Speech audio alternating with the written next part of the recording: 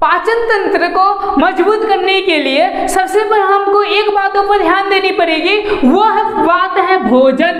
Okay, यानी कौन सी भोजन किसके साथ में लेनी चाहिए ताकि मेरा पाचन तंत्र तंदुरुस्त रहे।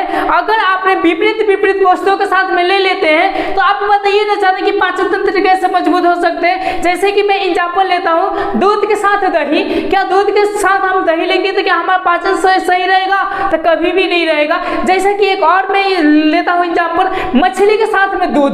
देखिएगा जब भी आप मछली के साथ में दूध पीजिएगा तभी भी क्या पाचन तंत्र आपका मजबूत रहेगा? तो पाचन तंत्र का भी मजबूत नहीं रहेगा। इसी तरह श्रृंखला में 8-9 गो लाया हूँ जो कि इनके साथ में ये चीजें हमको नहीं खानी चाहिए, तभी हमारा पाचन तंत्र मजबूत हो सकता है। तो इस पाठ में आपको भोजन के बारे में बात करेंगे कि भोजन में क्या चीज किनके साथ में लेनी चाहिए और क्या क्या चीजें बरतनी चाहिए जिसकी वजह से हमारा पाचन तंत्र मजबूत हो जाए। ऐसा मैं क्रम आपको 7 को लाया हूँ। चलिए इस क्रम को मैं पाई यानी यूं समझिए शुरू से इसका कारण उपाय सारे कुछ बताते हुए मैं आगे बढ़ता हूँ भोजन की पाचन निर्माण। अब हम बात करते हैं मुख्य द्वार। तो मुख्य द्वार से बात करने से पहले हमको ये टॉपिक पे बात करना पड़ेगा भोजन। ओके, यानी हम लोग भोजन कैसा ले ताकि हमारा पेट में वो भोजन पच जाए, यानी भोजन की पहचान और शरीर की पहचान यदि आपने सही तरीके से कर लिए तो सारे के सारे रोग दफा। ओके, तो चलिए हम भोजन की पहचान करते हैं। तो चूंकि आप जानते हैं कि यदि मैं मछली और दूध एक साथ लेकर खाते हैं क्या वो पचेगा? कहिएगा तो भोजन तो अच्छा ही है, उसको पच जाना चाहिए, पर वो पचती नहीं। इस थोड़े बातों को आपको ध्यान देनी पड़ेगी। ओके, तो यूं समझिए जो पहला अगर भोजन में यदि बात की जाए कि क्या हमको बरतनी है भोजन को पचाने के लिए, तो सबसे पहले हम लिख सकते हैं कि मछली और दूध कभी नहीं लेनी चाहिए। दूध, यहां से मैं इसको क्लीन करता हूं और यहां पर लिख देता हूं मैं मुख्य द्वार के बारे में। ये सारे कुछ आपको बता रहे हैं मुख्य द्वार के क्या जी, भोजन के बारे में। तो मेरे ख्याल से ये सीरीज आपका भोजन के ही बारे में चलेगा, क्योंकि भोजन पहचानना नेसेसरी है कि किनके साथ में क्या खाए ताकि भोजन पच जाए। यदि मैं उल्टा पुल्टा खा लेता हूं तो हमारे शरीर में बहुत सारी बीमारियां होती है, तो उनका भी मैं एक सूची दूंगा कि इससे ये बीमारियां होती, फिर उसको कैसे ठीक किया जाता है। ओके, तो इसको मैं ऋषि महर्षि वाग्भट के सूत्रों के माध्यम से मैं उसका जवाब दूंगा। तो सबसे फर्स्ट चीज है कि मछली और दूध एक साथ नहीं लेनी चाहिए, एक साथ नहीं लेनी चाहिए। ओके, अब देखिए यदि आप ये दोनों को एक साथ लेते हैं तो चूंकि इससे चर्म रोग की बीमारी होती है, यानी अगर मैं बताऊं लास्ट पोजीशन तो कह सकते हैं कि कैंसर की इससे क्या हो जाती है, तो शिकायत हो जाती है। आपने समझे? यानी भोजन को सबसे पहले पहचानिए, तब आपका क्या होगा, पाचन सही से होगा। तो फर्स्ट चीजें समझ गए। दूसरा का चीजें समझिए क्या चीज है। ओके, कि आपको क्या और नहीं लेनी चाहिए, कभी भी गर्म पदार्थ के साथ में ठंडी पदार्थ नहीं लेनी चाहिए। 2 नंबर, जैसे इसका एग्जाम्पल मैं देता हूँ, गर्मियों के दिन में आप देखिएगा कि कोई पूरा थक्कर आते हैं, ठंडा ठंडा पानी पी लेते हैं, देखिएगा उस समय क्या होता है बॉडी का, उस समय देखिएगा कुछ पल के बाद सर्दी जुकाम बुखार बहुत सारी चीजें हो जाती है। ऐसा क्यों होता है? तो मैं इसका आपका कारण बताता हूँ, पहले इस बातों को मैं लिख लेता हूँ, जरा ध्यान से देखिए, ये इंपॉर्टेंट है, या आप कोई भी कैटेगरी को हो ये जानना जरूरी है, क्योंकि हमको स्वस्थ रहना है। तो देखिए, तो मैं देखता हूँ कि वीडियो हो रहा है या ना हो रहा है। हो रहा है। दूसरी की चीजें क्या है कि गर्म पदार्थ के साथ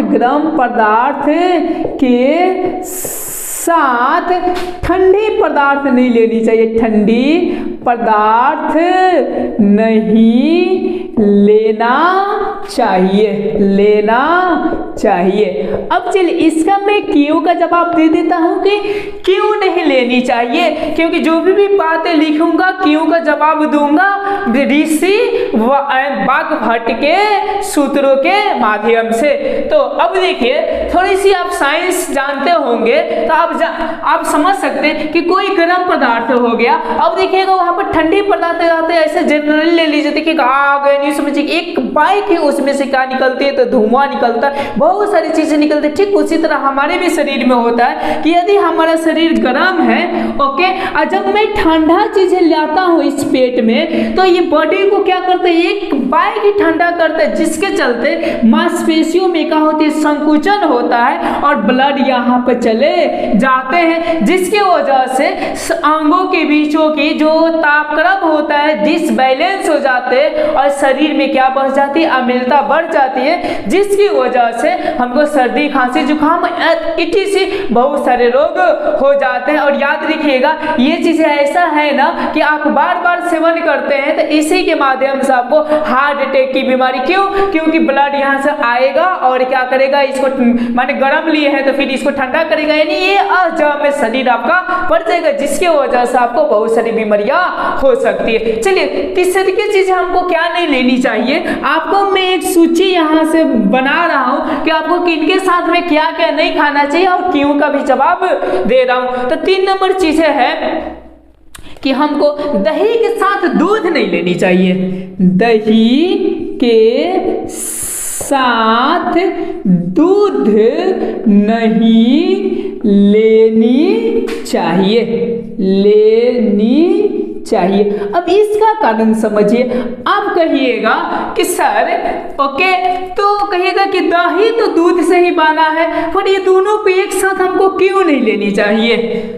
हाँ ये पॉइंट आपके अंदर उठ सकता है, तो मैं इसका कारण बताता हूँ क्यों नहीं लेनी चाहिए। थोड़ी सी आप केमिस्ट्री जानते होंगे तो रासायनिक अभिक्रिया जानते होंगे, केमिकल ओके केमिकल, तो ये जो चीजें होती है जो दूध से जो दही बनता है वो केमिकल होते हैं, यानी इसके गुण और इसके गुण में क्या होते है दिल्ली आसमान की फर्क हो जाती है, और ये एक साथ हम लेते हैं तो हमारे शरीर में क्या होती है बहुत प्रकार की बीमारियां होती है। जैसा कि मैं बता दूं आपको चमड़ी रोग जैसे शरीर पर सफेद सफेद पड़ जाना, ये चीजें जो होती है अक्सर होता है आपका दही और दूध लेने से। ये श्री ऋषि मुनि वाग्भट के द्वारा दिया गया सूत्र है। अब चलिए अब हम देखते हैं तो ये सारी चीज आपको बरतना पड़ेगा कब, तो पाचन तंत्र मजबूत करने के लिए। चलिए मैं आपका चौथा मैं क्या करता हूँ तो चीजों को लेता हूँ, यानी चौथा कौन सी पदार्थ है जिसके साथ में हमको नहीं खाना चाहिए। तो ये जो चौथा चीजें हैं वो दही के साथ कभी नमक नहीं लेना चाहिए, दही के साथ नमक, ये चूंकि क्या होते हैं तो आपका जहर होते हैं, यानी ये जहर की तरह काम करते हैं। देखिएगा अक्सर जहर 2 प्रकार के होते हैं, एक होते हैं तीव्रनाशक ओके, यानी जब जहर खाइएगा तभी आपका वो रिएक्शन दिखा देगा। एक ऐसा जहर होता है जो दीर्घकालीन होता है, यानी थोड़ी थोड़ी इकट्ठा होता है और इकट्ठा होकर एक बार प्रभाव दिखाता है। जैसे कि मैं बताता हूँ आपको पथरी धीरे धीरे होती है और जब बड़ा हो जाती है तब आपका प्रभाव दिखाती है, शुरुआत में दिखाती नहीं। ठीक उसी प्रकार ये भी आपका होता है एक प्रकार की जहर, जो कि हमको ये चीजें नहीं खानी चाहिए। चलिए नेक्स्ट चीज है आपको बता दें, 5 नंबर चीज है कि हमको और किसके साथ क्या क्या चीजें नहीं खानी चाहिए। अब देखिए 5 नंबर चीज है कटहल की सब्जी, कटहल ओके की सब्जी, और देखिए दूध प्लस दूध कभी नहीं लेनी चाहिए। ये दोनों जो चीजें होती है वो विरोधी चीजें होती है।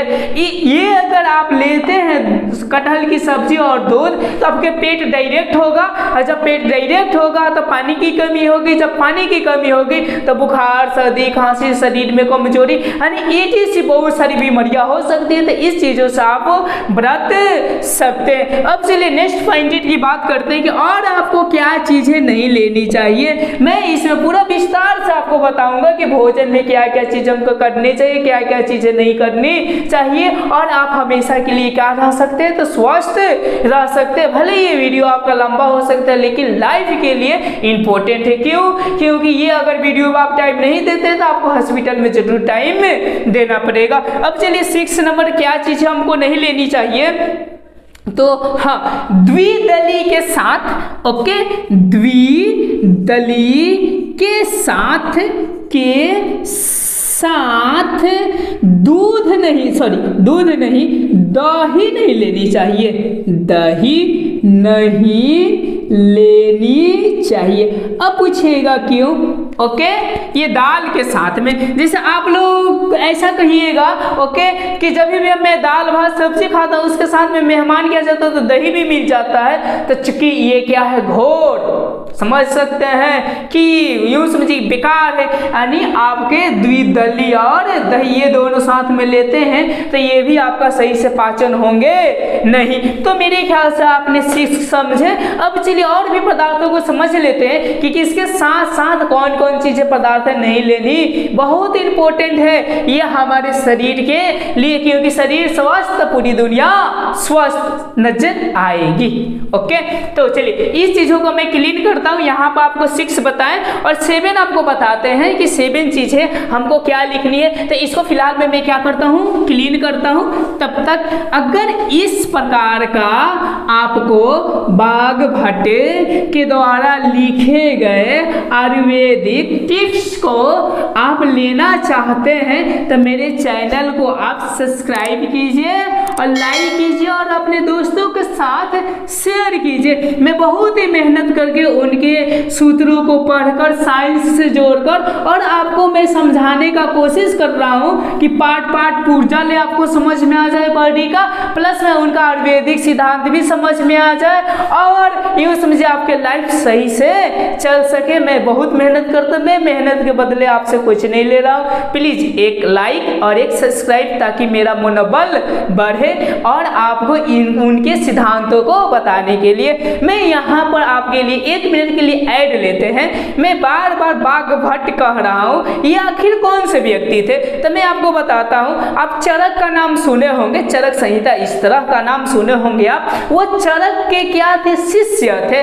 चरक एक विद्वान आयुर्वेदिक राजनीतिक यूँ समझिए कि ज्ञानी व्यक्ति थे और यूँ समझिए को सारे बातों को लिखे थे। उनका जो प्रूव किए थे वो बाघभट्ट किए थे। लगभग वो जिए थे 1.5 साल। ये चीजें उनके यूँ समझिए कि शिष्य से पता चलता है। वो मृत्यु इच्छा माने यूँ समझिए अपनी इच्छा से मृत्यु को धारण किए थे, यानी उनकी उम्र ज्यादा हो गई थी, लगभग 150 साल हो गई थी। और यूँ समझिए वो चरक अपने गुरु के सूत्रों को माने शुद्ध करने के लिए यानी पश्चिम स्थापन करने के लिए वो क्या किए थे, मेहनत किए थे। उसी सूत्र को मैं पढ़कर उसकी स्टडी कर अच्छी तरह से मैं आपको इनके सिद्धांतों को बता रहा हूँ। ये है आपके बाघभट्ट जो कि 2 ग्रंथ लिखे, चूंकि मैं आगे आपको बताऊंगा। अब चलिए मुझको 7 नंबर क्या चीजें नहीं लेनी चाहिए भोजन के साथ, 2 माने भोजन के साथ, ताकि मेरा पाचन तंदुरुस्त रहे और कोई रोग ना हो। तो देखिए, कच्ची प्याज के साथ दूध न ले। ओके, क्या चीज, कच्ची प्याज, ओके, प्याज के साथ दूध ना ले, दूध ना ले। ये आप बातें हमेशा याद रखिएगा। जब आप कच्ची प्याज खाते हैं तो दूध ना ले, ये आपके लिए अति उत्तम होगा। किसके लिए, तो पाचन तंत्र को मजबूत करने के लिए। अब चलिए एक चीज है आपको और लेता हूँ जो कि हाँ, एक चीज है क्या है, 8 नंबर, ओके, खट्टे फल के साथ, खट्टे फल के साथ ओके दूध ना ले। समझ रहे हैं ना, दूध ना ले। क्यों? क्योंकि ये दोनों एक दूसरे के क्या होते हैं, तो विरोधी होते हैं, जो कि पाचन के लिए ये अवरोध डाल सकते हैं। आपने मेरे ख्याल से आपने कुछ विरोधी पदार्थों को जान लिए जिससे कि आप लोग ये चीजों से आपको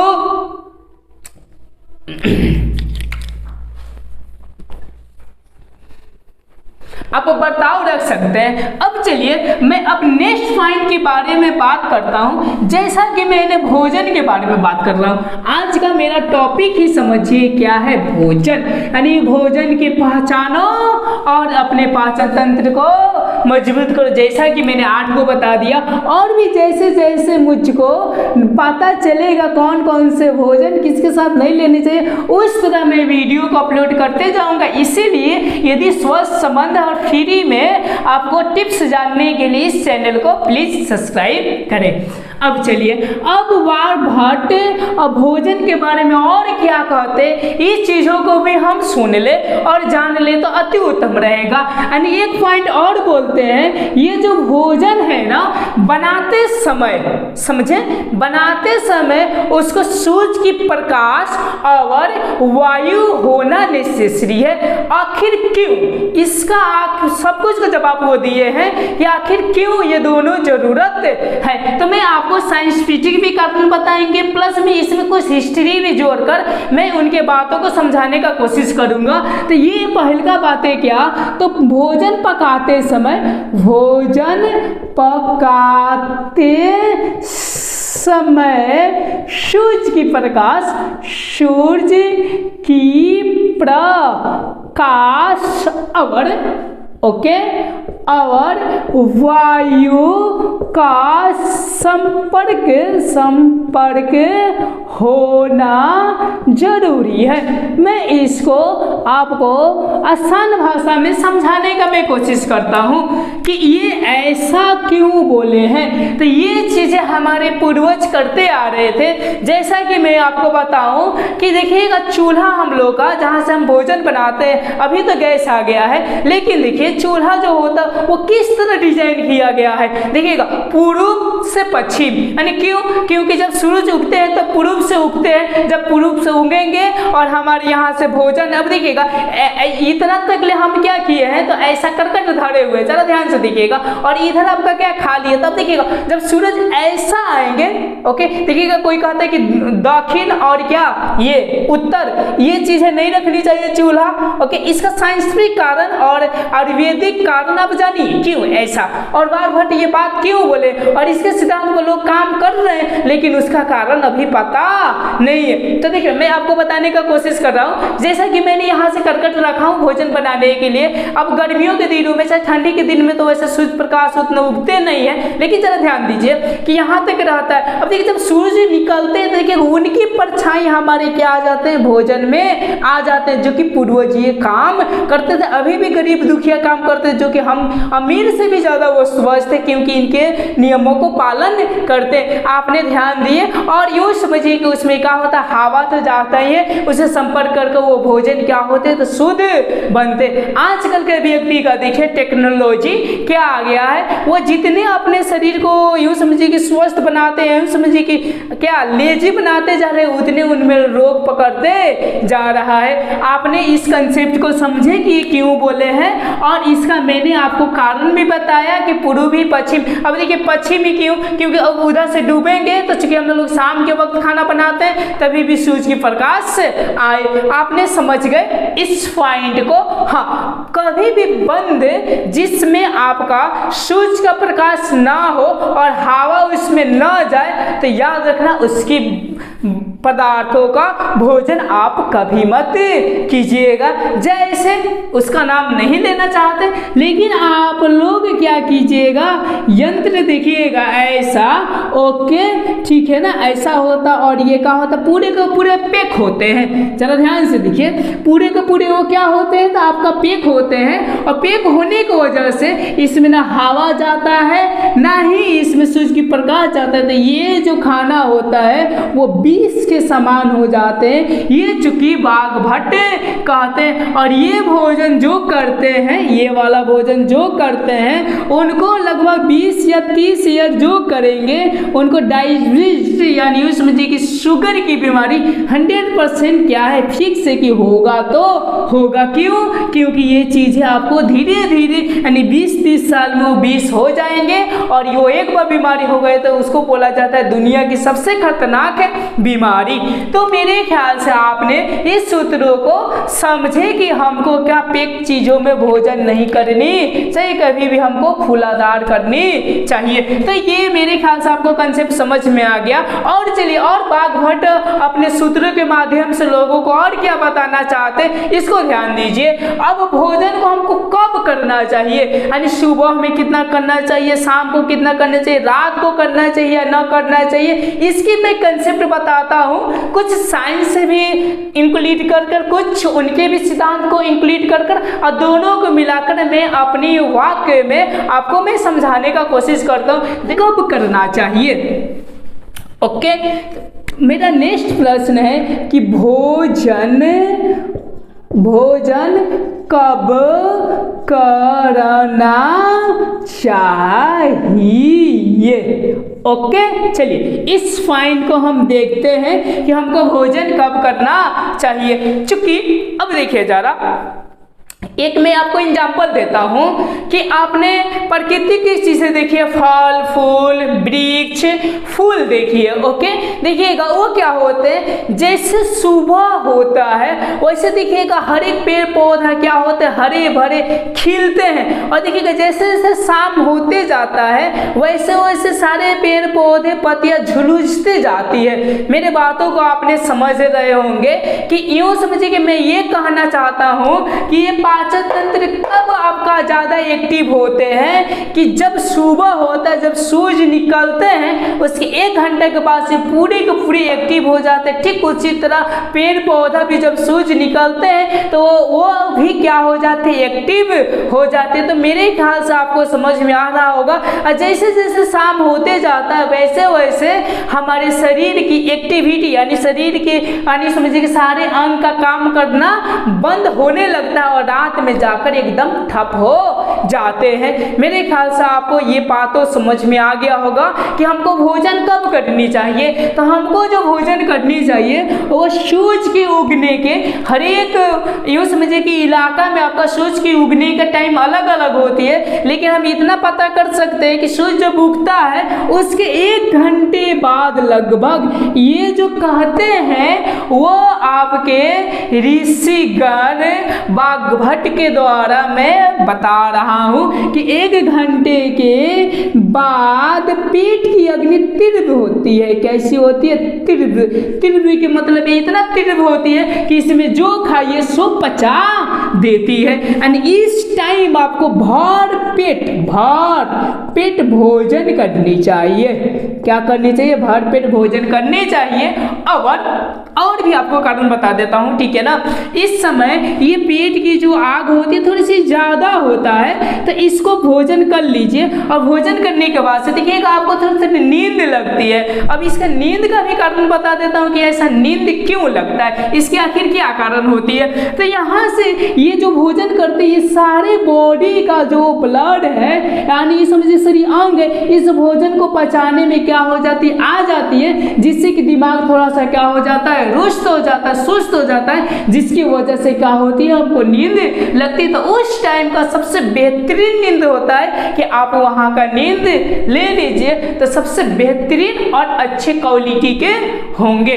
तो मेरे ख्याल से आपको समझ में आ गया कि भोजन हमको कब करनी चाहिए, यानी सुबह हमको भरपेट भोजन करनी चाहिए। अब चलिए दोपहर की बातें बोल रहा हूँ, दोपहर, ऐसा दोपहर की बातें अब समझिए।